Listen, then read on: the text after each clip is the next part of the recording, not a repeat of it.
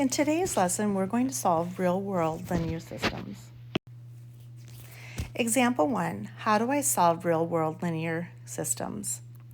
The first thing we're going to do is we're going to define the variables. Then we're going to set up and solve the equation. And then we're going to identify the answers. So number 1, it says the sum of two numbers is 30 and their difference is 12. Find the two numbers. So remember it said that we need to first define our variables. So we have two numbers here, so let's let one of the numbers be let's let x be the first number. And then let's let y be the second number. All right, so it says the sum of two numbers is 30 and their difference is 12. So we have two numbers and their sum. Remember, sum means to add. So we're going to add the first number and the second number, and their sum is going to be 30. And then we're going to take these same two numbers, but if we subtract them, because difference, remember, means to subtract, we're going to have x minus y is equal to 12. All right, so now let's go ahead and take a look, and we're going to solve these with elimination, or the easiest way to solve these is with elimination. Notice how I have a variable right now that's going to eliminate itself, the y's. I've got a positive y and I have a negative y, so those cancel out. And so now we need to add together what we have left in our equations. So I'm going to take 1x plus 1x, and I'm going to have 2x's.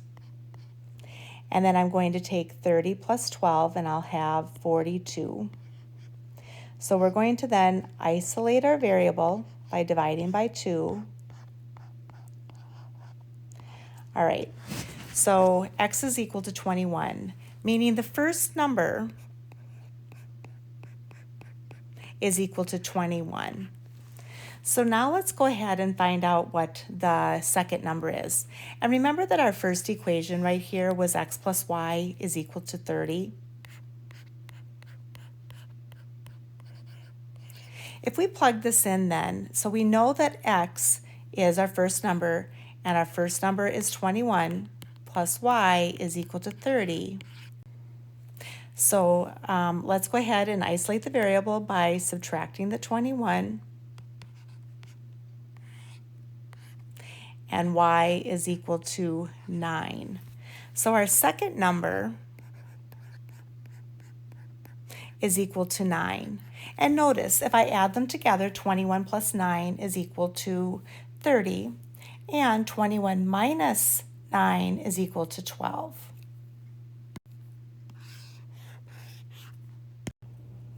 Question number 2. Tickets for admission to a high school football game cost $3 for students and $5 for adults. During one game, $2,095 was collected from the sale of 729 tickets. So the first thing we always want to do is we want to assign our variables. Now we have two things that we are assigning. We've got our student tickets and we've got our adult tickets. I'm going to assign the X to my student tickets and the Y to the adult tickets. It's not going to matter if you flip-flopped it around, but I do want you to note that I make a lot more mistakes if I don't put the first thing that's mentioned for the X and then the second thing for the Y. So we have X representing the student tickets and the Y representing the adult tickets. All right, so now let's go ahead and we're going to then write our first equation.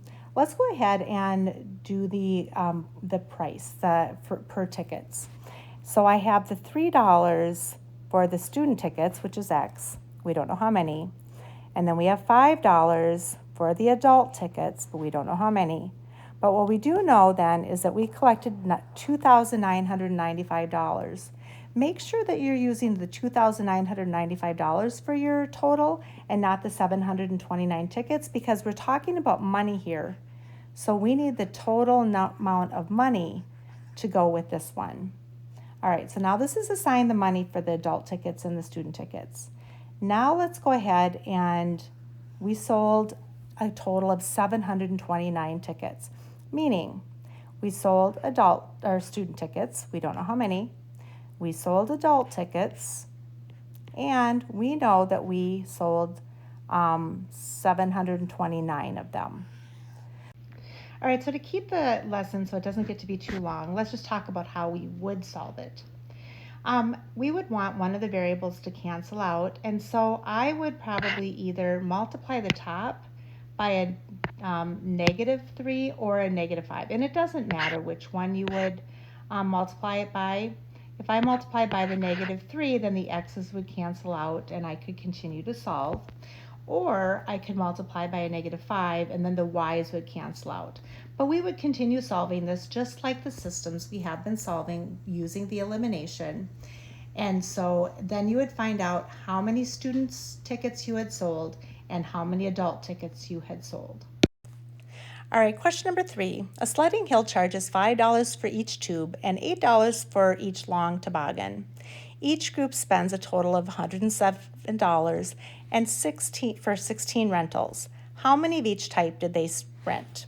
All right, again, we're going to assign our variables. We have two situations here. We've got the tubes. So X will be the tubes, and the Y will be our toboggans. All right, so now we know, let's go ahead, let's assign our money first. So it was $5 for every tube, we don't know how many though. And then we had $8 for every toboggan. And we know that what we have to find is we have to take the total of money right here. Don't take the 16 rentals because we're talking about money in this equation right here. We need to make sure that our total is the total money. So now let's go ahead, and we know that we had 16 rentals. So what it means is that you've got some tubes, you've got some toboggans, and then you know that you had a total of 16 rentals. All right, so we're going to solve this one again by using elimination. So let's go ahead and let's cancel out our x's here first. And it does not matter which one you choose. But if I want my x's to cancel out, remember, I'm going to multiply everything by a -5 because if I multiply by a +5, those will not cancel out. All right, so I'm going to rewrite my 5x plus 8y is equal to 107. Nothing changed there. -5x minus 5y is equal to -80. All right, now our x's cancel out, and 8y minus 5y is 3y. And 107 minus 80 is 27. All right, so isolating the variable, and y is equal to 9. All right, so that means that now, again, that's why it's really important for you to label the variables. We know that the y is the toboggan, so we know that we have 9 toboggans.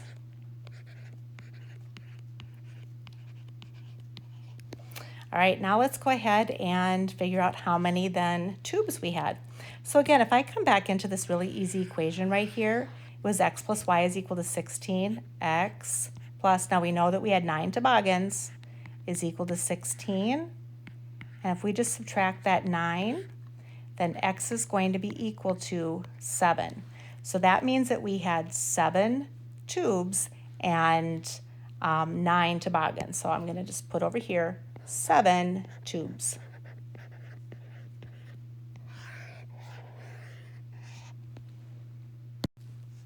All right, question number 4. It says Ms. Lee wrote a 20-question test with both multiple choice and short answer questions. The multiple choice questions are worth 2 points, and the short answer questions are worth 5 points, and there is a total of 70 points on the test.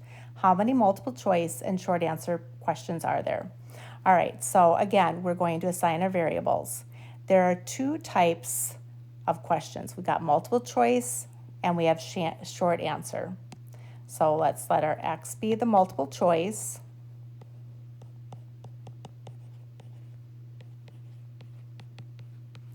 And we're going to let Y be the short answer.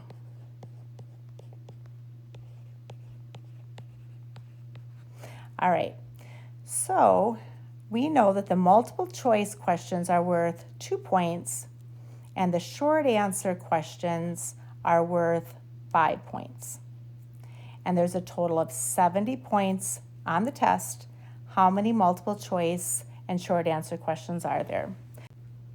All right, let's go ahead and set up our two equations. One of the equations is going to involve the points, so let's start there. So we have the multiple choice questions are worth 2 points, and our multiple choice are x's. And then we have our short answer problems, problems are worth 5 points. And then we know that there's a total of 70 points. Make sure you don't use the 20 questions because that just has to do with the questions. We need to assign the points to the points. All right, and now what we know then is that we have 20 questions on the test. So we know that we have 20 questions, so we have our multiple choice plus our short answer, and that's going to be equal to 20. All right, we're not going to solve this one so we can save some time here, but to solve it, notice that you would want one of the variables to cancel out, and you could either do so by multiplying by a -2, or you could multiply by a -5, and either one is fine. And then you would then have one of the variables would cancel out, and then solve for the one, and then you can plug it in for the second. All right, question number 5. It says the cost of 3 boxes of envelopes and 4 boxes of notebook paper is $13.25. And 2 boxes of envelopes and 6 boxes of notebook paper cost $17. Now we're going to find the cost of each. Notice that this system is a little bit different than the ones that we have been solving. And so, but the first step we're going to do is we have 2 different things that are being purchased, which are the envelopes and the notebook paper. So right away, the first thing we would want to do is to assign our envelopes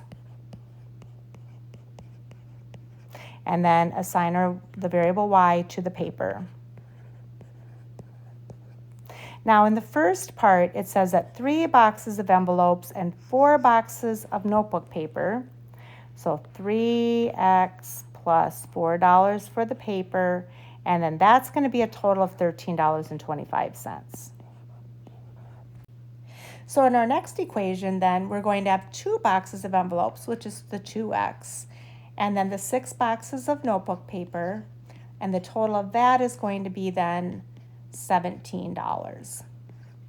All right, we're not going to take the time to solve the system, but I do want to talk to you about what you would need in order to solve it. Notice how none of the variables can easily cancel out, and that I would end up having to multiply the top equation and the bottom equation to canceling a variable. I would probably just take the x's right here, and I'd probably multiply the entire top by a 2. And now in order to get them to cancel out, because this would make a positive 6x, to get the negative 6x on the bottom, I'm going to have to multiply this by a -3. And then I would have a positive 6x on the top and a negative 6x on the bottom, and then our x's would cancel out, and we would just continue solving this by elimination.